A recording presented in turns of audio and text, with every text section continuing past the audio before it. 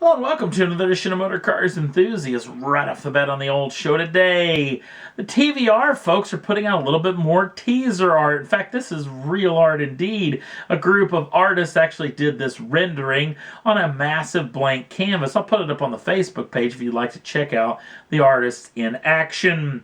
Now, the rumors that we know right now about the old TVR, there's been a rumor that this thing's going to have 400 brake horsepower out of their actually confirmed partnership with the folks over at Cosworth. Also, the engineers are shooting for just a touch over 2,500 pounds of overall curb weight, which is going to make this vehicle quite nippy indeed. There's also a rumor that this vehicle is going to be called the Griffith, much like the TVR of old. So, hopefully in the next several months, maybe by the end of the year of 2016, we'll know a whole lot more concrete information, hopefully get to see an actual concept version of this machine. Next up on the list, well, do you own a brand new Toyota Prius? Have you ever wanted to try to tow something with said Toyota Prius? I know you might be thinking, what? Yes, Toyota of Europe is actually putting together a nice little package that you can actually get the tow hitch for the back of the machine, all the plug-in accessories that you can plug in your trailer with that'll run all the lights, accessories. They say the trailer doesn't have to have brakes, but does have to be just under 1,600 pounds of tow weight. Now, this is a weird little setup. Now, what do you do is actually to make the car live a little bit better, and what problems you could ride into? Well, it centers around the heat system. Not the heat inside of the vehicle, but anytime you run this thing in adverse conditions, run it quite aggressively, or even tow the vehicle, you gain a lot of heat in places you really don't want it to be. And that's what the folks over at Toyota of Europe have actually done, is come up with a real clever heat management system which bleeds off or vets off a lot of the heat in and around the power plant. So it can run at the most optimum temperatures possible. So pretty neat little setup there if you do actually want to tow something with this machine. And it is available right now at your Europe Toyota dealership. Sticking with the folks over at Toyota, the folks over at Toyota Australia built a cool little concept, a shooting brake version of the Toyota 86. The actual father of the Toyota 86, well, they took this particular concept, showing it off to him, and the folks over at Toyota in Japan, they loved it and built a pair of models. One to actually do a lot of testing with, which they're claiming the machine acts quite like the coupe version. The other version is going to be sent all over the planet to a bunch of auto shows and a bunch of events, and they're actually going to try to gauge customer reaction to the machine, see if they can't build a business model around it and be able to sell these vehicles to the public. Me, right off the bat, would love to see these vehicles in production, so fingers crossed, hopefully they find out that this deal could work, especially now that we've already lost out on the convertible version of the 86, so hopefully we have some news about this coming out very, very soon.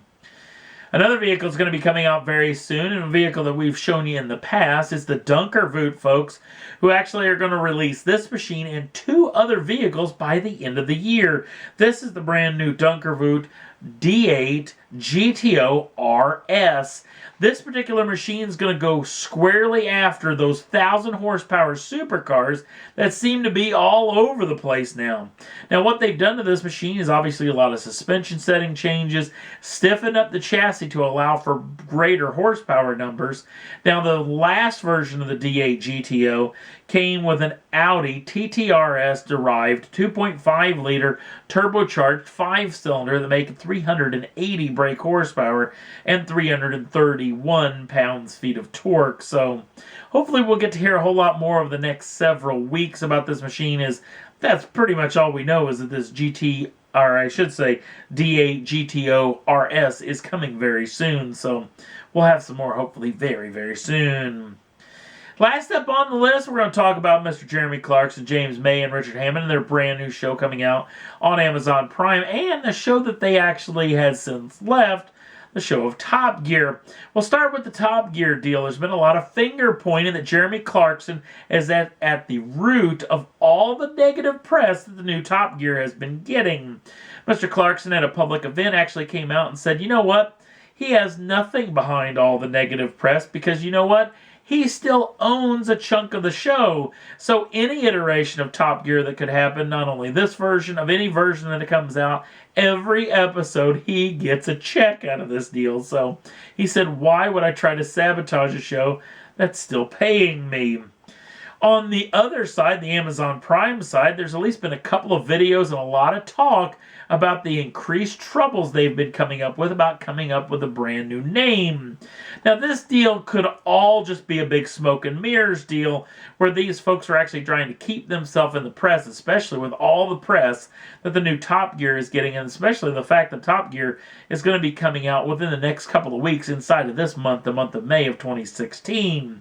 And their new Amazon Prime show is not going to be coming out till the fall of 2016.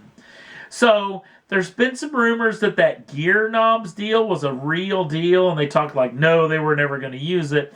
Well, apparently it's one of the actual names that actually has been vetted by the lawyer group, which Clarkson is claiming he's paying upwards of the equivalency of $10,000 a week trying to search out names that they've come up with to see if there's any trademark situations. This got me thinking. Well, I was wandering around one day. I thought, you know what? I don't have any super big ties to motor cars enthusiasts.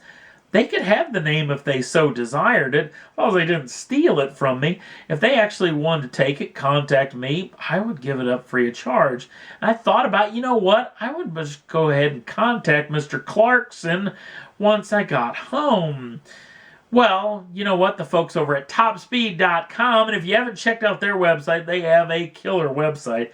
You need to get over there and check out those boys over there. And I know that they watch this particular show, so I want to say attaboy because you guys beat me to the punch. Had a great big article about how they wanted to give up their name to the new Amazon Prime show. Their deal may be a little bit more difficult because it does have top in the name, and I'm assuming BBC is going to sue anything that could have top or gear inside of it, which might be the reason why the gear knobs thing was going to be shot down. The lawyer group said it wasn't around for anybody else, but the BBC could still sue them indeed. So just cannot wait for this new episodes to be coming out very soon. Hopefully we'll hear more about this, and hopefully there's a lot of talk that they need to find out a name within the next several days.